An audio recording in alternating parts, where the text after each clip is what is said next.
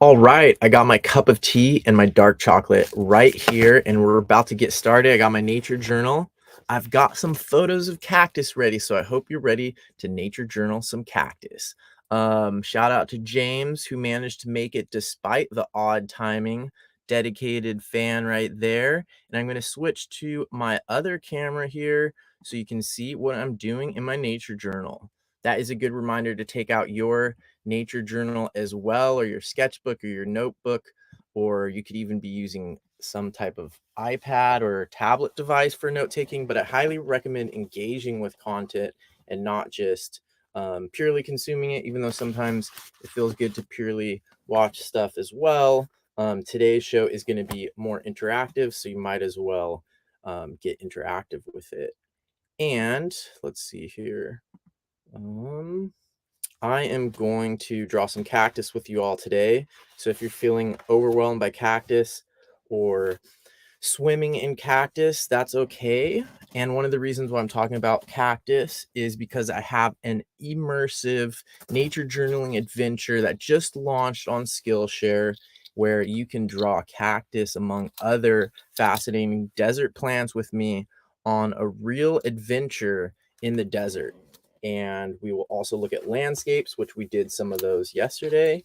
Um, in yesterday's live show, we did some landscape paintings that you can see here. I might as well make my screen bigger. You can see some landscape paintings and some quick sketches we did yesterday. We're going to do more blind contour like that, and we're going to do some more plants because those are some of the things that are in that upcoming class. I mean, not upcoming, it's happening right now. You can go on that virtual adventure right now. Oh, Terry is here too, and then another amazing fan. Terry, if you don't mind mentioning your experience with the class, I would really appreciate that. Hi, Cindy is here too. Hi, Cindy. There's a couple Cindy's. Cindy, which Cindy is it, if you don't mind sharing? Okay, so let's get this back up here so you can see the slides. Get your sketching stuff ready because this is meant to be more of a um, an active engagement kind of session this morning. Hope you're all having a good Sunday. Cindy is here, Terry's here, James is here. Despite the change of time, the unusual timing. Got it. The New Hampshire Cindy. Okay. Because there is also a Cindy who just signed up to my Patreon who is in San Diego, actually. And I think James is up there in the Northeast too. How's everyone's weather doing? Everyone in San Diego was freaking out about this storm. It was going to rain 2 inches, and they had people stationed in the shopping center in the mall overnight to save people in case there was flooding. They had lifeguards stationed all night in some places. Okay, so we're gonna dive in here and look at some cactus. So one thing is sometimes, in nature journaling, we might choose a subject that is more sort of like what Edith Holden would choose. Nothing against Edith Holden. I do use her as an example a lot. Maybe I shouldn't. But so in this case, for example, we're looking at a plant, right? But the part of this plant is not lending itself towards a nice sort of plant portrait for our nature diary. So we might often avoid things like this. And what I want to just remind you here with this slide is that nature journaling means different things for different people. And if one of your goals that you have as an explicit goal or that you tell yourself or tell other people is that you like nature journaling because of the learning part and the curiosity, then remember that when you avoid nature journaling subjects such as this. So that being said, we're going to avoid nature journaling subjects such as this because it won't make as pretty of a picture. Just kidding. Here is another example of something that you might not expect from a cactus. So if when the word cactus comes to your mind, you just kind of see what's on the iPhone or in the clip art. Those are like the most basic and sometimes not really true representations of things. So try to look beyond the basic and look for things that might surprise you. And also, just from a botanical perspective, fruit are super important Fruit and flowers are going to help you identify cactus way better than spines. So if all you're looking for is a saguaro silhouette with spines on it, um, remember that your search image when you're out there in nature is probably being influenced by the imagery that you see in the media, which is maybe a specific story or just kind of what you've been accustomed to thinking of cactus as. So we're going to do our quick sketch on this one. Maybe I can make my screen. Oops. Is there a way to make it a little bit? Here we go. Let's try. Let me know if you're okay with my drawing being this small. These are warm-ups, so you shouldn't have to look at my drawing. Let me take a sip of tea here. This is from the Dodo Cafe in Mauritius. I should mention that my friend Sara Camnazio got that for me in Mauritius, and it's really nice. Okay, and then what we're gonna do here is blind contour. So if you already know what to do, you can go ahead and start warming up while I sip on this tea for a second. And blind contour is one of the most useful practices, I would say. I'm also going to do a little bit of a pin review today. So I've got a lot of different pins here. I'm going to talk about that. I'm going to talk about some sketchbooking stuff. I'm going to talk about my class. We're going to do some warm-ups. We're going to look at Cactus. A lot of pins right there. I'm going to give you some pro tips on how to use sticky notes more in your life. I think that's going to be my next Skillshare class, how to use more sticky notes. So let's start off not with sticky notes, but with blind contour. So the idea here is to look at something, look at your subject, and don't look at your drawing. So let's go ahead and do a couple of those with this here. All right, I'm going to count that as one. As you can see, it's a very loose drawing, and it's a continuous line. We should look at some Picasso at some point. Oh, Burgundy Elf, howdy. Haven't seen you in a while. Thanks for joining in. And maybe it's because I haven't been doing as many lives. Okay, so I'm going to do another one. You could even do one just on like one of those red things. We're going to assume they're fruit. I already said that they're fruit. If we were doing I notice, I wonder, it reminds me of, I wouldn't tell you that they were fruit or assume that. Okay, I did a little bit of a modified blind contour on this one. Like I looked down at my drawing a couple times, and that's fine. So let me tell you who this is for. Blind contour. I'm going to write it up here. Let me do some bubble. Let me see if I can do bubble letters. I probably can't do bubble letters and talk at the same time, so I'm going to just do bubble letters and not talk. And I'll put myself on bigger.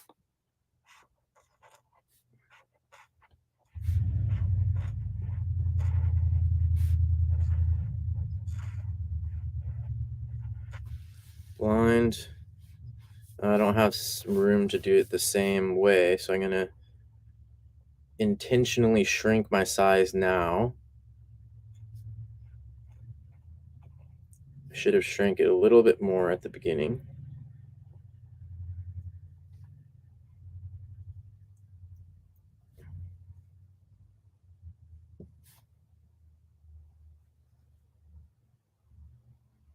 And I misspelled contour because I was focusing too much on doing the bubble letters. This happens in nature journaling and titles and bubble letters.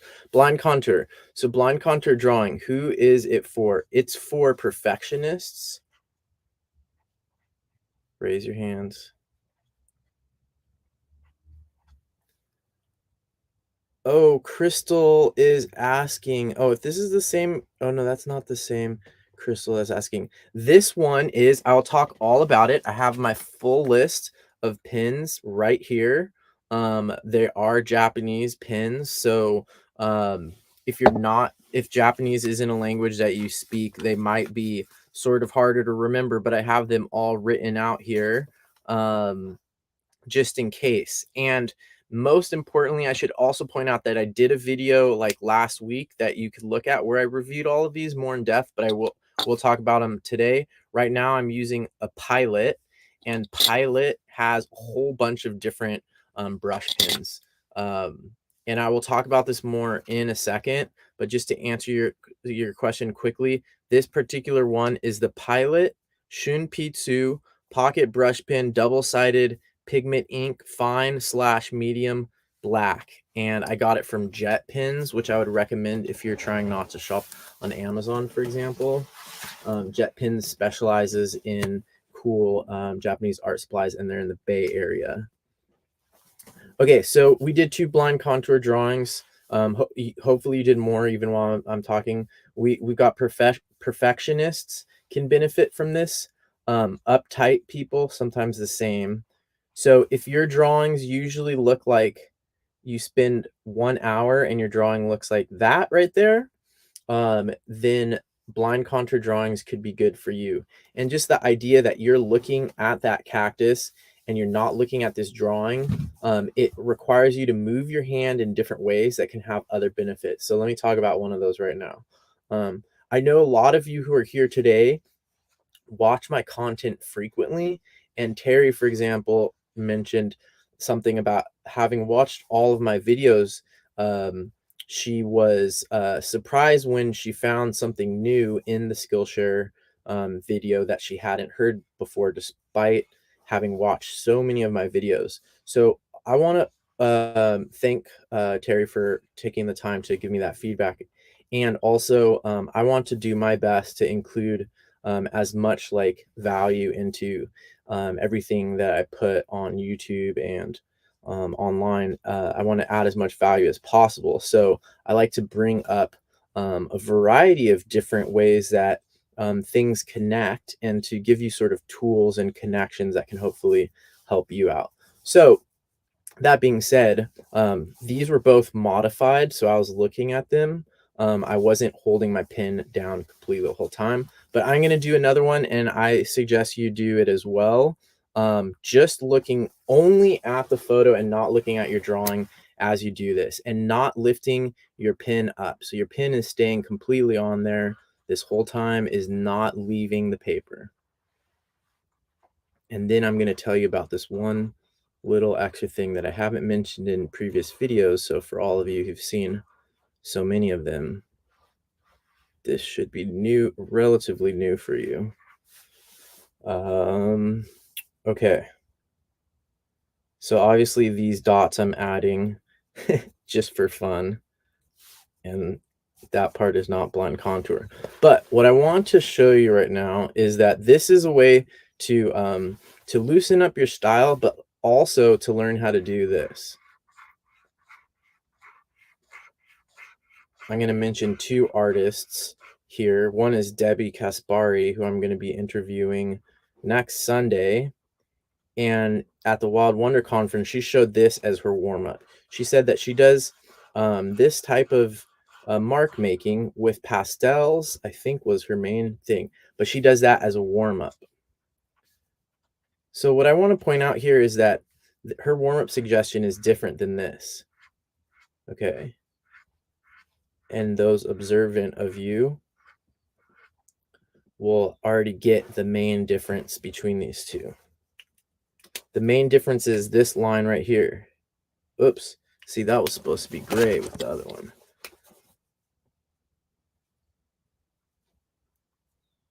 In Debbie Kaspari's warm-up and in the blind contour drawing, we are not picking up our pen or our mark making tool, and we're continuing to complete a drawing without lifting. And oftentimes when we're drawing otherwise, we would have lifted. So this whole thing, practicing this with blind contour drawing, you're forced to do this thing of not lifting. And that teaches you economy of line. If your pen is all the way over here on this side of the drawing, and you need to get back to this side, and you have to do it without lifting your pen, well, how are you going to make that mark mean something on your way over to this side? You're going from A to B, and you can't lift the pen. How are you going to make that mark mean something as it goes across the page? Are you just going to go the shortest line from A to B?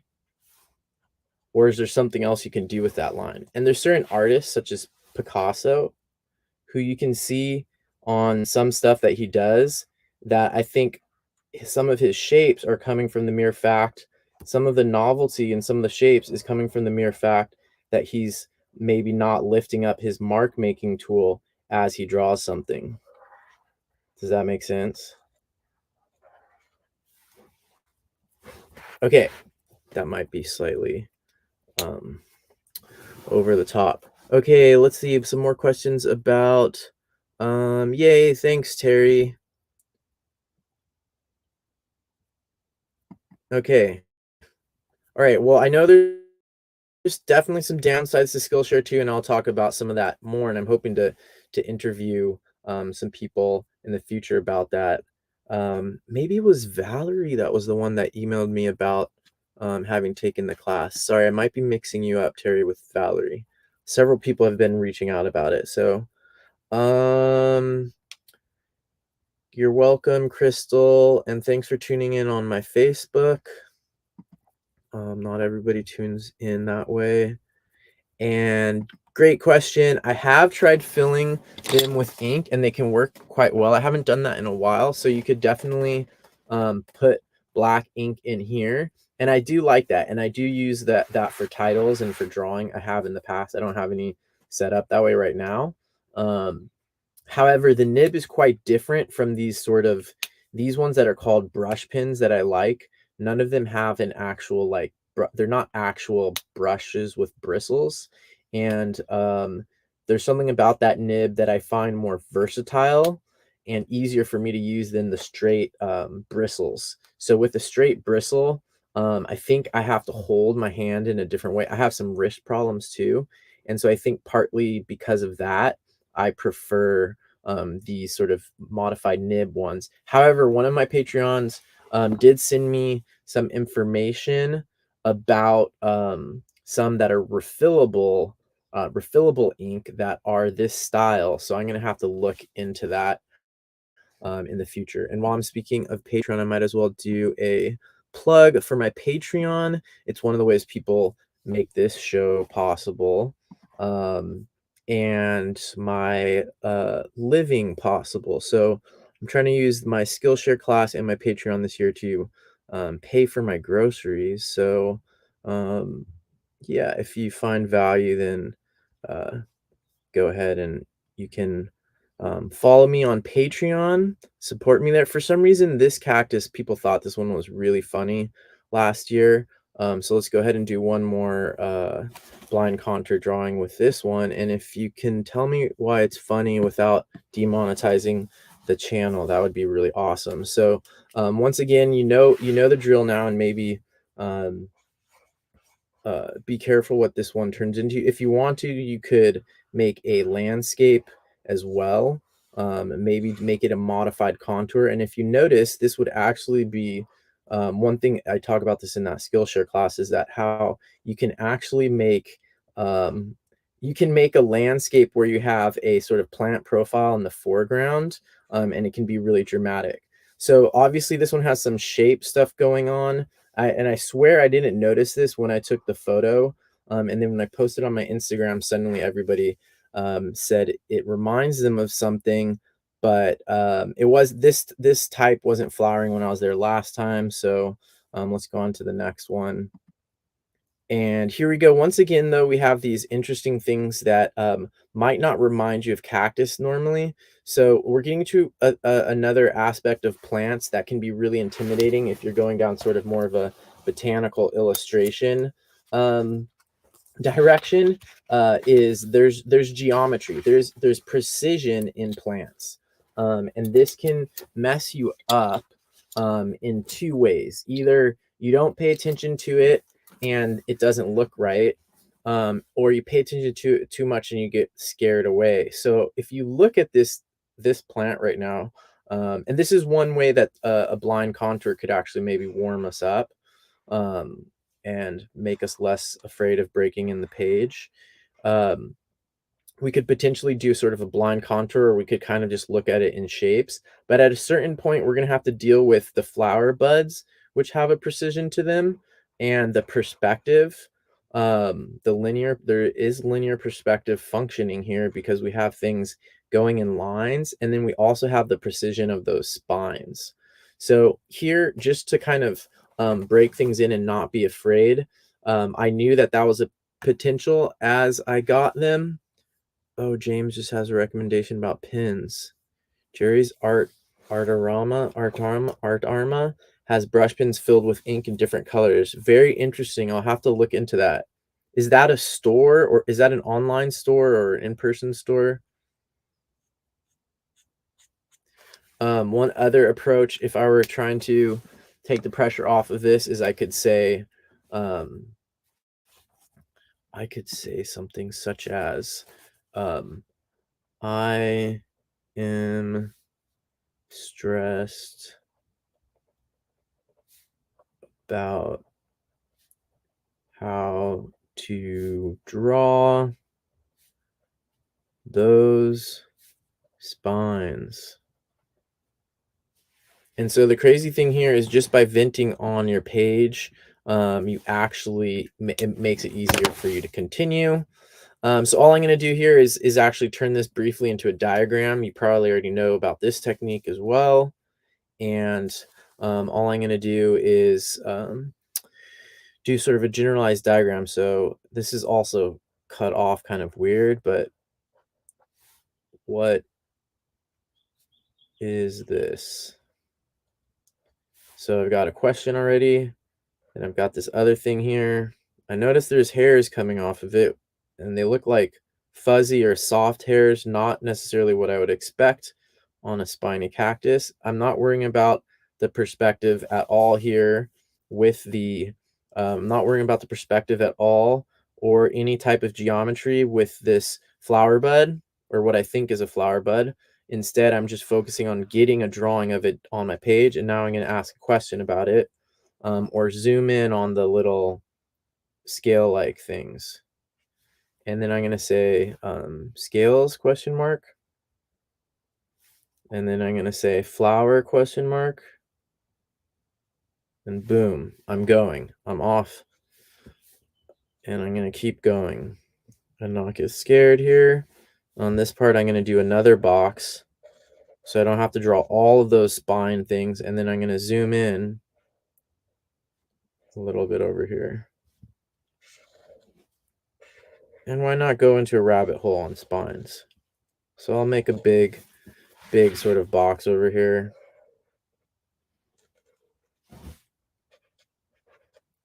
Spines. You can make spines coming off your lettering if you want to get crazy. Okay, now I need to make this bigger for all of us. Okay, let's see. Let's look at these spines.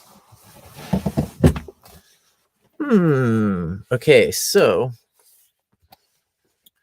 I'm going to, I notice that there's like a shield shape that I'll draw several times. And from that shield shape, I see 1, 2, 3, 4, 5, 6, 7, 8, 9, 10, at least 10 spines coming out. A lot of them seem to be going down. The other thing I want to point out is, what color am I drawing with? What color are those spines? A lot of times, as a shorthand in drawing, we draw things that are a pale color. We draw them with a dark color. Why is that? Why don't we ever think about that?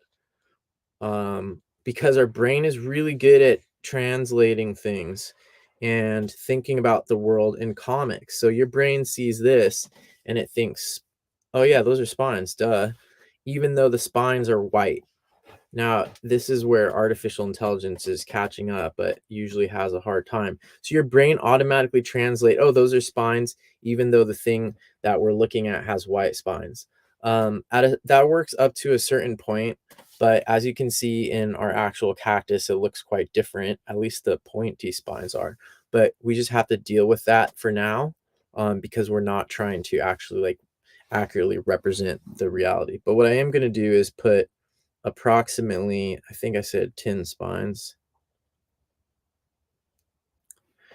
The other thing I might notice is the how they're arranged.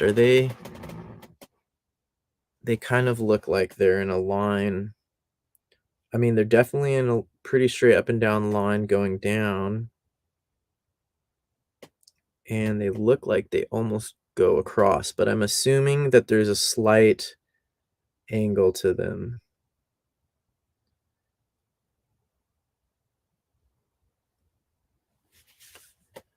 So here you can see that I approach the spines in a couple different ways. If this plant was right in front of me, I would also do something like, look really close.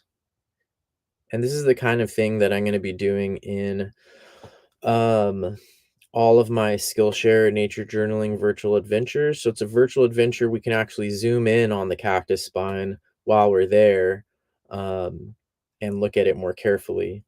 So that's what I would do. And then I'm going to write spines are pale.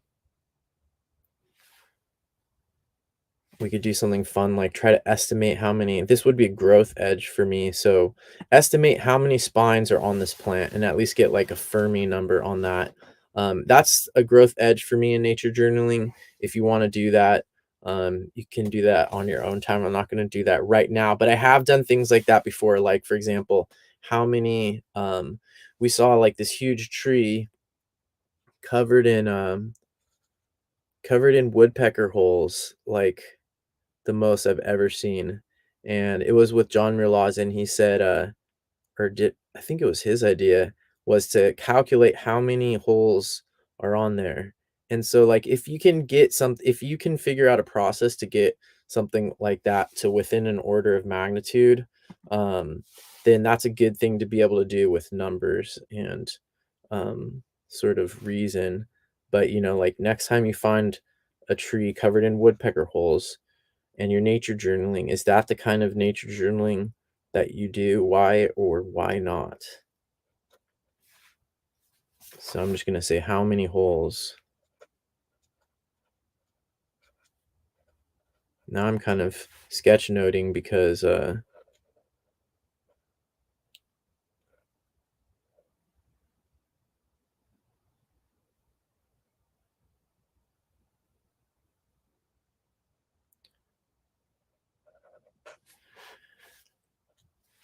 okay, onwards because there aren't any of those in the desert anyways, and not all cacti are in the desert either.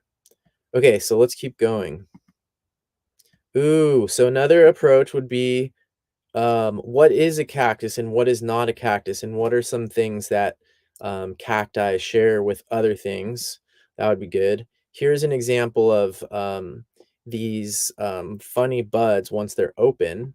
So stages of a plant can be really good. And any plant that you see flowering, that's a good time to nature journal. The flowers are really important for identification, way more important than leaves. So classically in botany, you would identify from morphology, and leaves were not very helpful. So they developed a whole system based on the flowers and the reproductive parts, which turn out to be a better indication of how closely related something is. So this plant right here has spines it seems like a cactus. Spines are on most cacti are actually their leaves or were their leaves. But sharing spines is not the same. If you look at the flowers of this plant, it would look more like a lily. It would have a three-part symmetry. And indeed, this plant is more closely related to a lily than it is to this spiny plant here that has a totally different flower type with, this is called, when you see the flowers, the petals like that, that is called numerous petals because you wouldn't count them. Okay, so here's the plug for this part of it, at least. How do I make that banner go away? So this is the Skillshare class. It's a nature journaling virtual adventure in the desert. It's designed to feel like you're actually there with me. We do some of the stuff that we've just been doing in this show. Some sketching. We sketch plants, and you go through the videos in a way that makes it feel like you're actually there with me, and you get to make decisions about what plant you're going to draw and stuff like that. So check it out. You can get a year subscription for $128.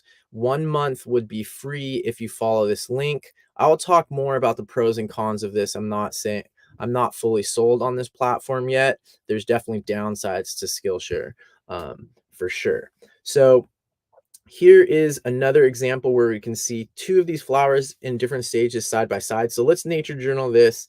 Take your time because this is the fun part. You can also screenshot. Don't forget screenshots whenever you're doing a drawing along live show on YouTube.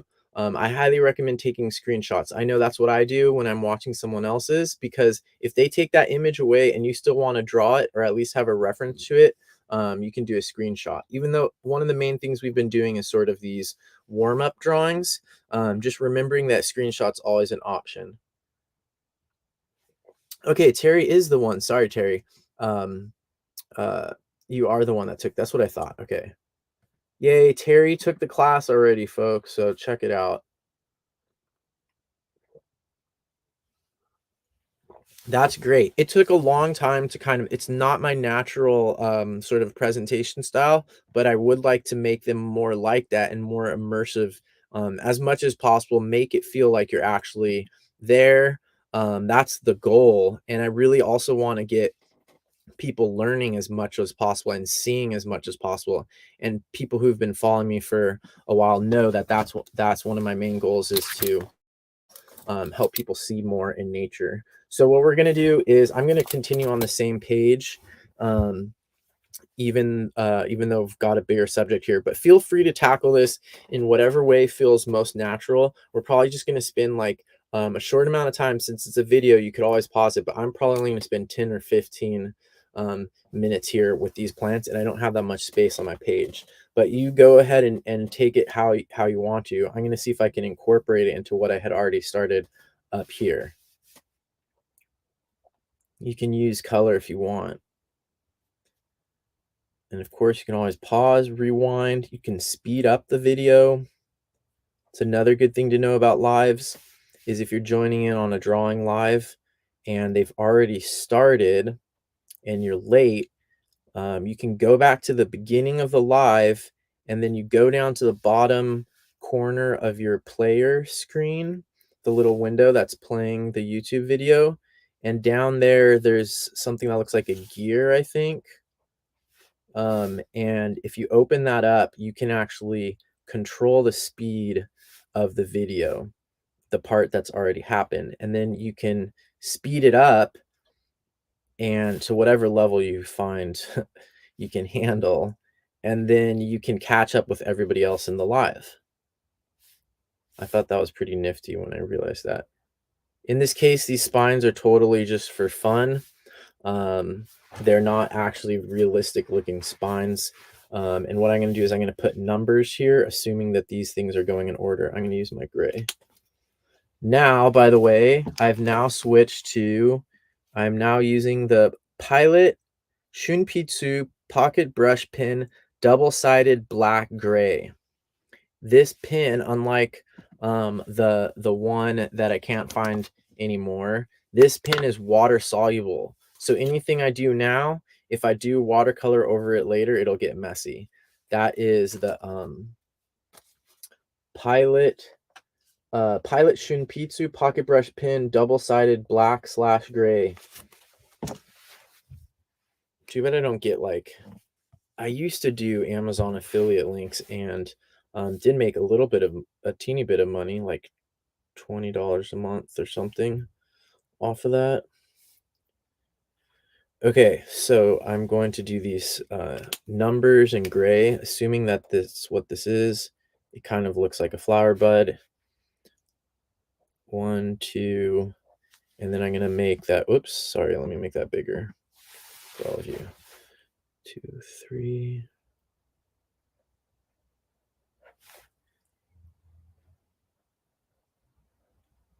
Whenever you come up with like one of these schemes for how to organize your page, it can be a bad thing, but it can be a good, it can be a bad thing because it limits your flexibility and your ability to flow with the actual reality of the real world. But it does give it an order to your page. So here I'm going to draw the sort of what I'm interpreting as the almost opening, but not yet opened cactus flower for my number 3.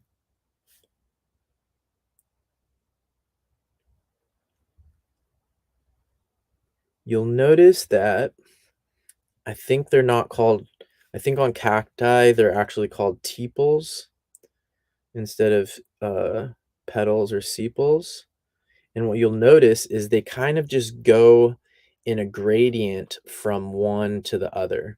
So, in certain flowers, like a rose, for example, it's really obvious what is a sepal and what is a petal. In this, it's not, and there's sort of just a gradient from one to the other. You could probably find 10 different intermediary stages.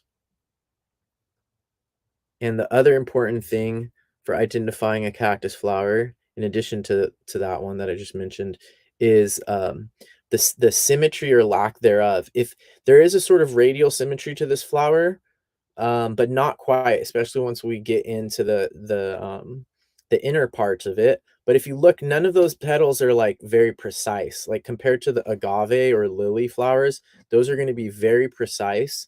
And you could draw a line through the flower, and it would be the same on both sides. You would not be able to do that with this cactus flower. It's asymmetrical.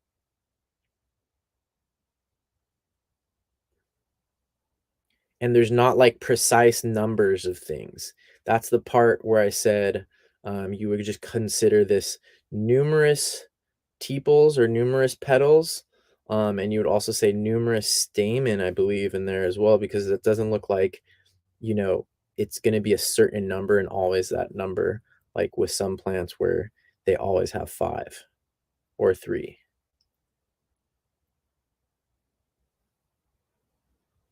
That makes it harder to draw.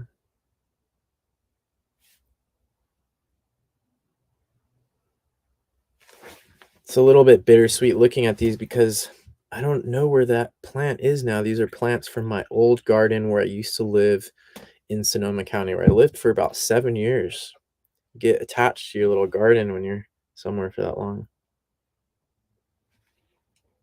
These were really fun to watch flowering. Okay, so hopefully you've gotten something out of this one. I'm gonna do a little bit more. I guess all I did was just draw two little flowers in. I'm also using a different size pen, and that's not looking good.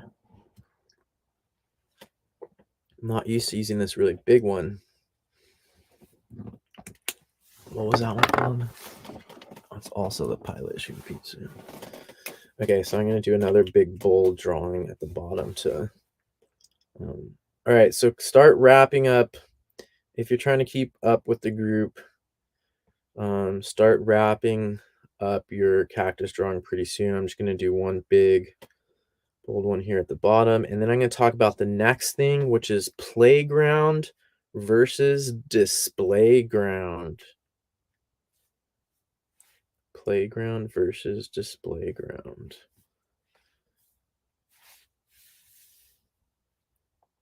What do you think that means?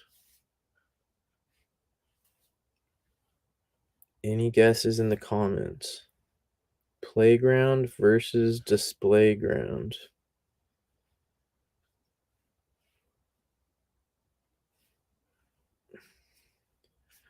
Okay, that looks kind of weird. Color would be good on this, but I'm just going to use words. Cactus, and I don't remember what this is. It's a pretty common columnar cactus. Echinocerius. A lot of them end in serious, and I can't remember which one it is, but it's something. It's probably something serious. Um, C E R E U S is the ending on a lot of cacti genus names. All right, but we're gonna keep going. Ooh, here's a fun one for those of you who need an animal to stay excited. Check this one out. This is from the Galapagos Island where they have some famous cactus in the genus Opuntia. Great genus, one of my favorite. Prickly pears, there's multiple species in this genus used by humans. And in this case, this one's getting used by, guess what that is? This is in Santa Cruz, the Galapagos Islands. All right, so go ahead and do what you want with this one. Use whatever nature journaling approach you want. You can make it a scene, almost like a landscapeito with a plant and an animal. You could do a curiosity wander with it, see how many questions you can come up with. You can take this in a variety of directions. You can make it into sort of like a mosaic, even. I've been looking at a lot of Gustav Klimt art recently. He does stuff that looks kind of like a mosaic. I wonder if something like that could work. It could be fun with different media. If I had more time, oh, I have to make sure I don't show his naked ones. Look at how he sort of takes away three-dimensionality in this landscape here and makes it more of like a mosaic. This one as well. Here's a great example. Look at this one. This is totally a mosaic. How do I do this? Bigger. Ooh. So look at how he takes this scene of a cottage with plants growing on it and makes it completely flat. You don't sense a sense of depth here on this sidewalk that he could have easily created. In fact, he's doing things intentionally to take it away. That's the kind of thing you could do, or at least know about and play around with when you're nature journaling, um, you know, or any other nature sketching practice. Knowing about that is important. If, on the other hand, you do want to suggest the sense of depth, there's a variety of things you could do for that as well. I'm going to just sort of make a little scene out of it. You can make a comic. I didn't load up the video of this, but I have a short video of this bird inspecting this flower, sticking its face in this flower. What is it doing in this flower? It's easy to put something like it's eating in the flower. It's pollinating the flower. Both of those, I would argue, are not observations. Those are interpretations, and there's assumptions built into them. So if you don't know what the assumption is built into your question or your observation, that's setting you up for not knowing why you are wrong and being wrong. Nothing wrong with being wrong, but not knowing how you got there later can be a little bit problematic. I'm going to talk about that in a little bit because I'm listening to an audiobook called Being Wrong. Nature journaling makes it easier to be wrong and notice that we were wrong and potentially change our mind based on new information in our own personal observations.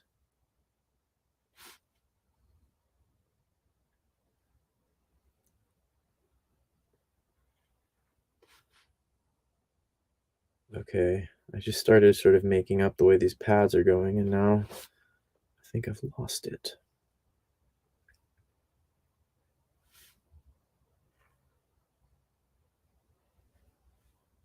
I've got some exciting interviews coming up on the Nature Journal show. Two really cool nature journalers that I respect a lot this week. Okay, so I started adding some.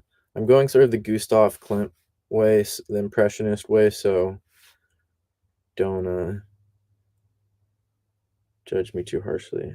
I'm also using this huge drawing tool, way fatter tip than I usually use.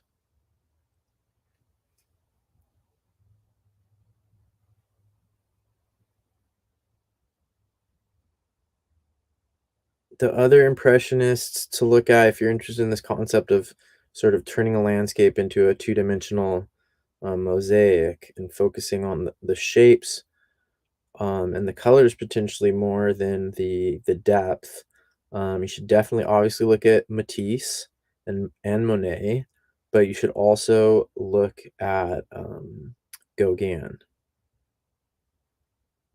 I like a lot of Gauguin's stuff because he painted in the tropics, and so a lot of sort of impressionist stuff is not done in the tropics.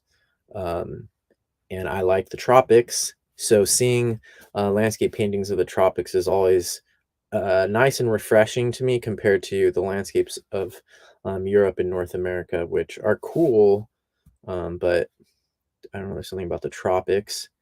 And next Sunday, a week from right now, a week and 45 minutes from now, I will be interviewing Debbie Kaspari, and she does nature sketches, she does pastels, she does watercolors, and she does some of the best depictions of the sort of insane tropical abundance that I've seen. Her interpretation, her capture of those environments is very compelling, and I really like it. So she does these great drawings of that situation you only see in the tropics, where you just have this overabundance of things, layers upon layers of things growing on other things, and you start trying to draw it, and it's way worse than these cactus spines in the Galapagos.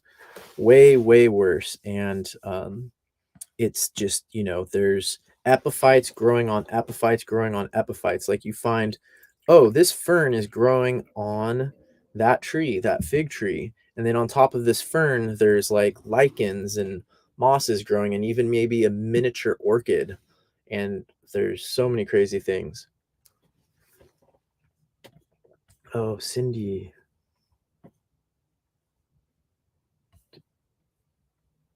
Oh yeah, I have seen putus in Ecuador and in Costa Rica. I've seen and I've heard them as well. So let's see. Um, I saw, I think, um, common putu in Ecuador, and I have a drawing of it in my nature journal, and was amazing. It looked like a dead stump. We would have only seen we only were able to see it because someone knew it was there and had pointed it out to us.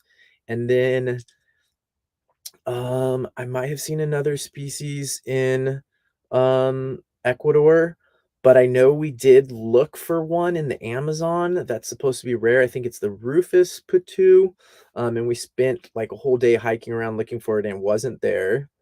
But they're extremely camouflaged, very interesting. I'd love to know more about them. And then I also saw what we think was I think it's the Greater Patu, at La Selva in Costa Rica, Science Field Station over there, and I sketched it at night, but, I thought it at the time, I thought it was some type of owl. When we later looked up the vocalizations, and talked to people, they said that they see a large or greater Putu in that tree, and, all I saw was, like, a ghost-like shape like this with 2 eyes. Um, and later people said that they know it's known to be in that tree. I never got to see one really close up, and I would love to. There's amazing photos online, obviously. I would love to see the photo, by the way, Cindy. Okay, onwards. So this is a Galapagos cactus finch, the famous finch. What did you notice? Did anyone do I notice, I wonder it reminds me of while they were, or did you just sketch it in a semi-impressionist way like I did? Oh, okay, here we go. This looks fun. All right, so here, this is just a chart showing you how much these different learning platforms cost per year, just to put into perspective. This is not from my own calculations. This is from another website, but I just wanted to put that up there for people who are thinking about Skillshare. Here's one other thing: how much it costs for how many classes. I'm just mixing this stuff in with the fun stuff because I just created a class, and whether I agree with the Skillshare platform or not, which I'm still learning about, I have taken some classes on there. Um, this is how much it costs per how many classes you take. So if you take 10 classes during the whole year, it costs you $17 a class, which is really cheap, obviously. And back to this. So, what did you notice? All right. Did anyone notice that weird thing on the side of its head? All right, let's draw that. So if you don't mind, I'll make my drawing a little bit bigger, and you can kind of see the way I'm gonna approach this. So it is possible to do underdrawings and get your anatomy more precise, but when I'm in the field, I usually don't have time to do an underdrawing, so I would just practice kind of doing some gestalt capture of birds, and the more you do it, you're gonna get better at like, okay, that kind of looks like that specific bird. Like just making it really quick, making it small. So I only did this big because of what you're able to see on the camera. But normally, like if I were out there in the real world and I saw this bird for a microsecond, I would probably do something like this. Notice how I'm also filling it in. This is where the economy of line can come in, that we talked about before, but that might be as much time as you get. As you can see, the head is too big, and that's pretty normal. That's also why you can use words and literally write too big. And that would at least be a capture. And if you look in the margins of my nature journal pages, that's what you see a lot of times. Okay, there was a raven, and I can write ravens 10. Oh, there is a hummingbird,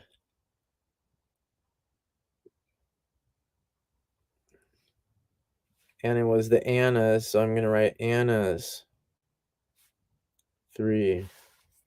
So a lot of times my bird sketches will just be these really quick ones. I don't have a good one for an egret, but that looks like a pelican now. Egret. Which egret? Snowy. 1. So being able to do these sort of quick birds, uh, this is a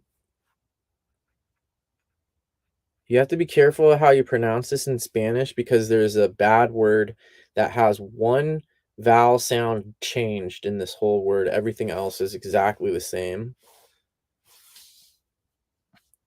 Okay.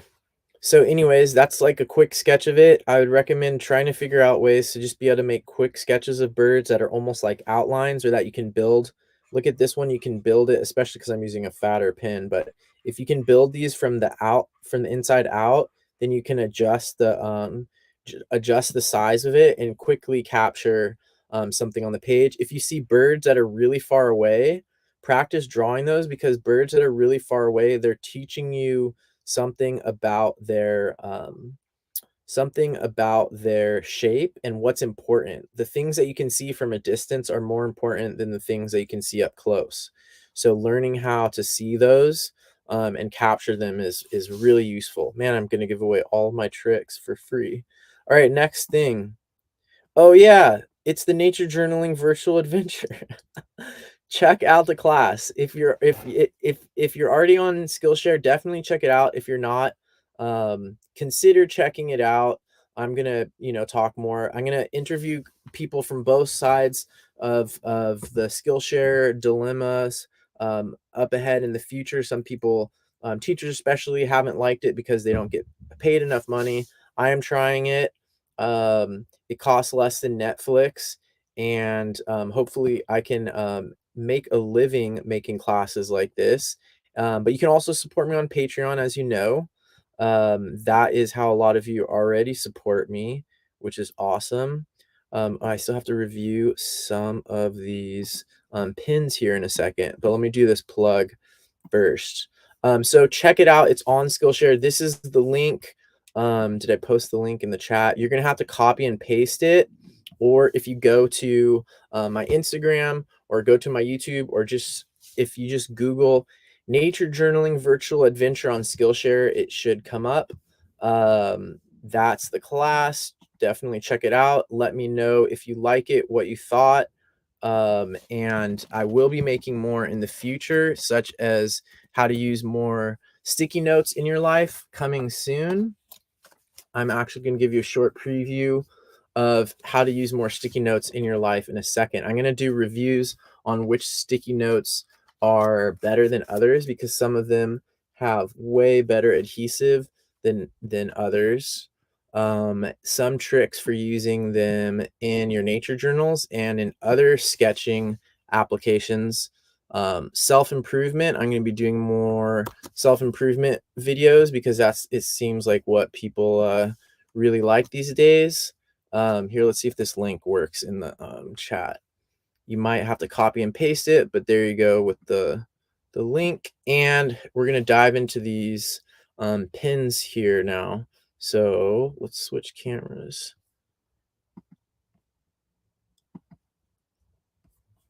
Okay, this is the last part of today's variety show.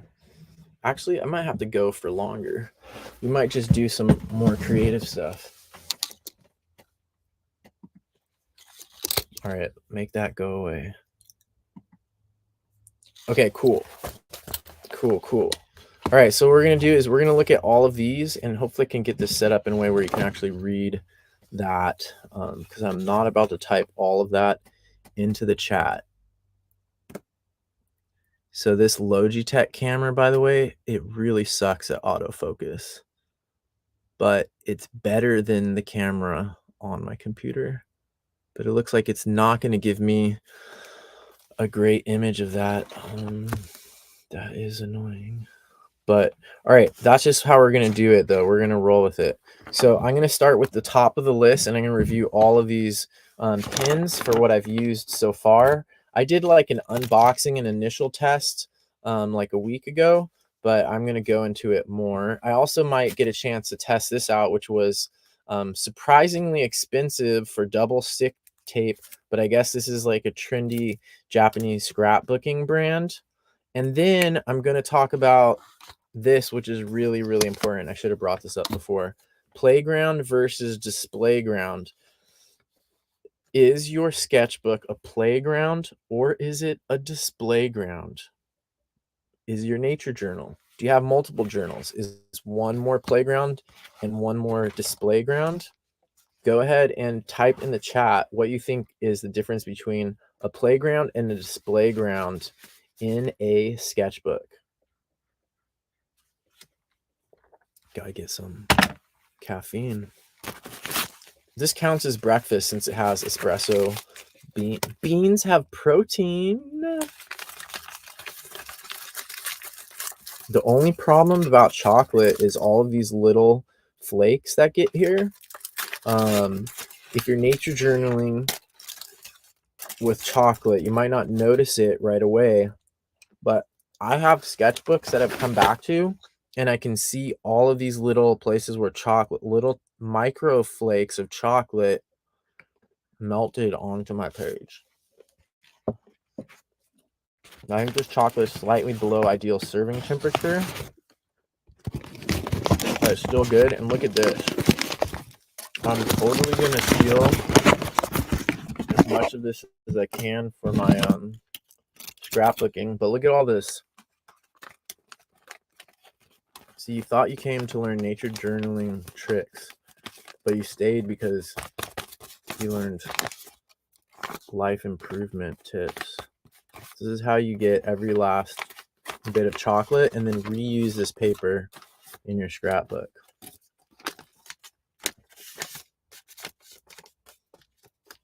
Do not try this at home. Okay, I think I got some in my eyeball, but make sure you're not wearing your fancy white pants from Italy or whatever. Oh, yeah. All right, before we go into a review of this pen, I'm going to cut this up and glue at least a little bit into my nature journal. Because this is supposed to be, this is a playground, and here we go.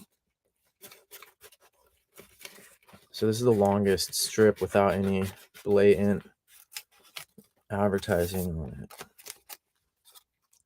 If you happen to work at the Endangered Species Chocolate Company and you want to do some type of marketing partnership with me involving large quantities of dark chocolate, please contact my people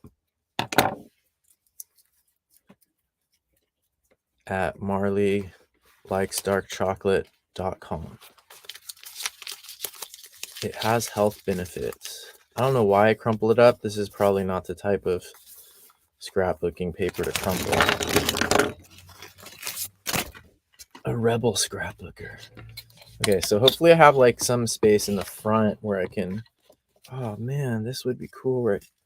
If you just find empty places in your sketchbook, you can put it in, but the front inside cover and the back inside cover are good places, but I need to reserve that for an index as well. Okay. And the back, look, I already just collaged the entire back up like crazy. The other thing you can do is, here we go, this is what I'm gonna do. You can create an envelope that I did in my other video, and check out this envelope that I made right here out of chocolate wrapping paper. Also, I must admit that was chocolate wrapping paper with a pressed flour. And what I'm gonna do is I'm gonna save, I just need to remember this stuff is in here, because like I don't currently remember what I have in here.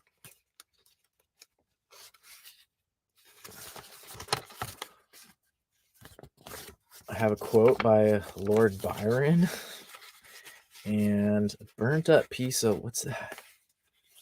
Oh yeah, burnt up piece of scrapbooking stuff. So I'm just gonna stick this back here and use it later. Okay, that wasn't that bad of a segue or a tangent. All right, here we go.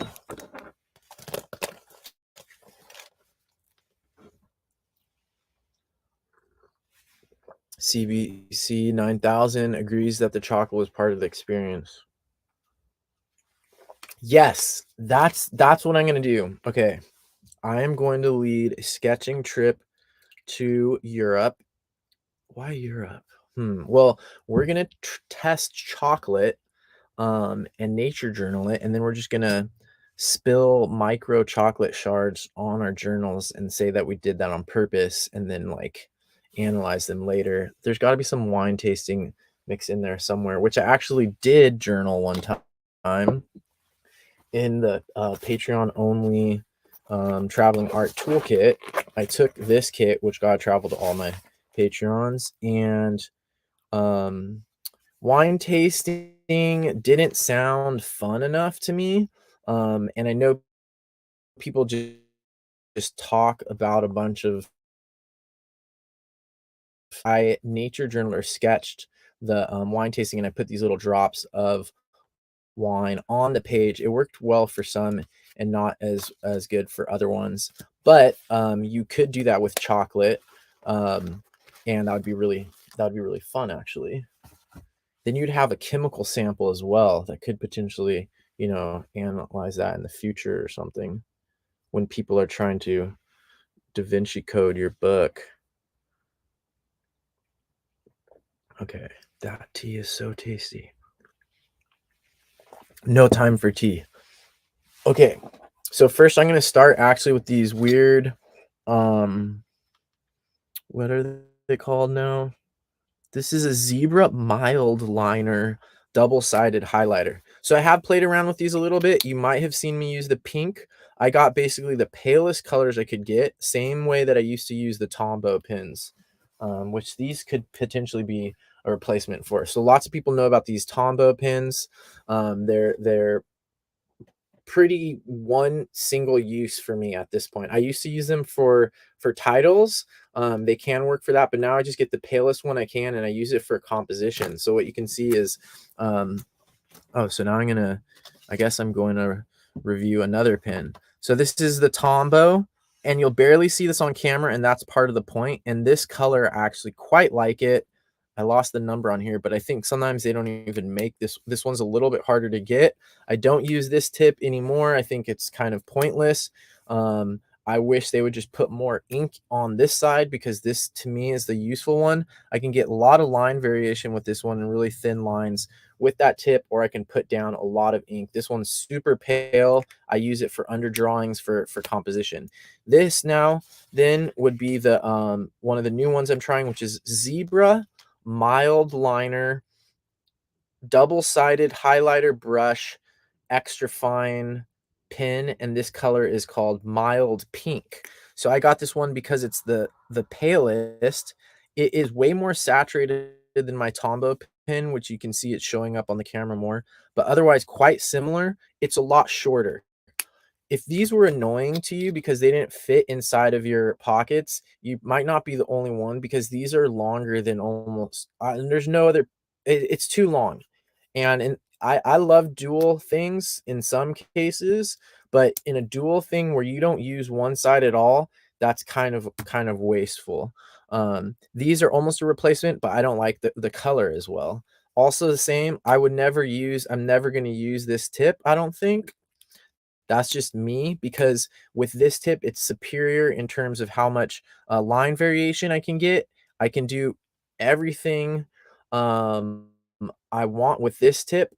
The only thing that you can do with this tip is lend it to small children, um, without them completely destroying you're probably it's possible for you to completely destroy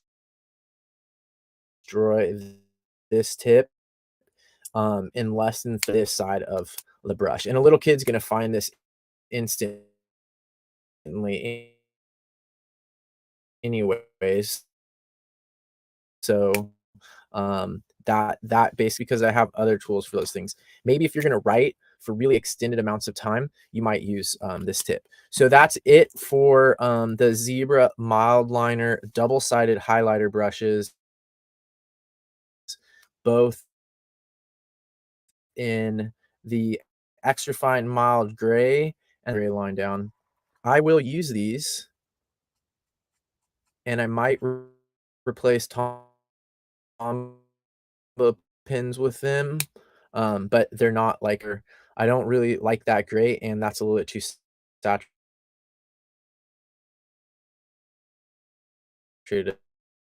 pink. The gray is a little too blue. Zebra mod liners, and now we're gonna do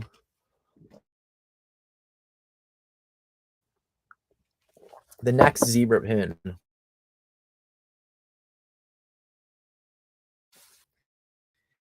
You're not late. We're early. The shows you usually at one. I tested the internet speed not that long ago, so I don't know why I'm getting a message that the internet's not good. So this zebra pin is too old to give it a good test. It's pretty much time for the trash. So one thing I'm gonna point out is there's things you can do with old pins. Before you throw this whole thing in the trash, the first thing is save old pins for certain techniques. It's almost like a dry brushing technique. There might be instances where you want that. So let me show you.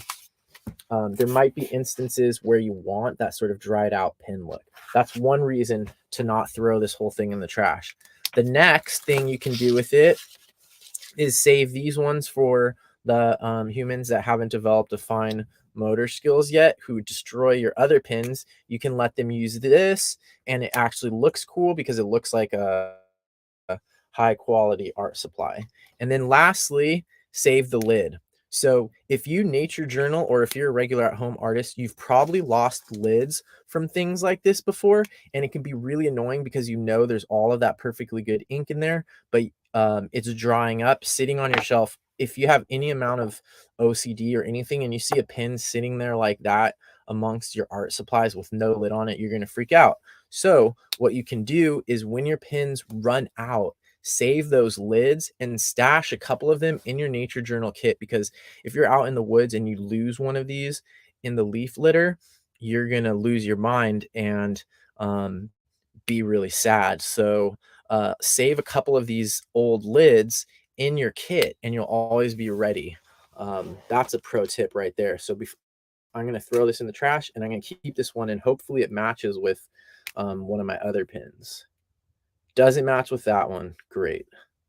But I have extras of these already, luckily. And my trash bag's gone, so I'm going to just throw it on the ground. Okay, next. Oh, Ayoka Kaiser. Okay, I'll look her up. Thank you, Cindy. Sketchnoting class. I would take a sketchnoting class. I was not that impressed with the watercolor classes I've seen on there so far, but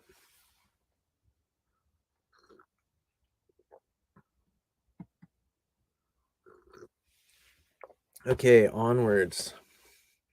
So I'm going to save that, even though it doesn't seem to match any of mine right now.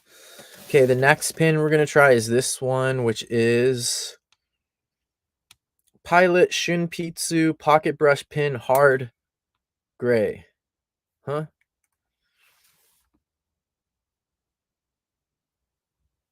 I'm going to have to write this one down because I'm not going to be able to see it.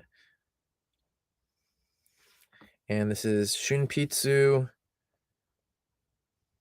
Ooh, I like how it writes, though. Shunpitsu Hard Gray. Not super impressed with that long line, but I would definitely draw with this. And I think this one is also water soluble. You could potentially do this under under watercolor, for example.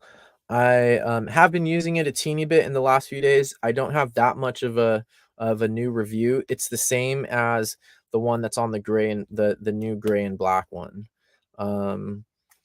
It's fine, and I think this one is the water soluble one, so it's just not ideal per se. None of the gray inks I've tested so far are very waterproof. Okay, so now we're going to try the one that's just the Shunpitsu pigment ink with a big black one. It's the one I've been using so far today. I'm liking it, and I usually don't use this big tip, but if you're if you're intimidated by that, I think this is actually the drawing tool for you. Look how fast I filled pages too, and just getting a little bit more bold. If your current nature journaling work doesn't show up on camera very well, try a bigger drawing tool. You could also try the like Fude Demonin. I'm not gonna talk about that one right now. Shunpitsu. I'm gonna call it fat, but it's the pigment, and it has two different tips. I would rather just have one of these tips and gray on the other side, but hey, they didn't ask me when they got rid of the last one. Oh, and here I'm just gonna review it, mention briefly. Here's the one that's no longer being made. That one's my favorite. This is similar, but it's water soluble. I've been using it all week, and it's fine. I like it. I wish it were waterproof. It does have the gray and the black. Also called Pilot Shunpitsu. I guess that's what all of them are called now. And then the one that's supposed to be the replacement, this is the one I have the most new information about. This one right here, this lid falls off way too easy in the field. So if I'm using the gray to do my notes with, which I always do when I'm in the field, here's what I was doing just the other day.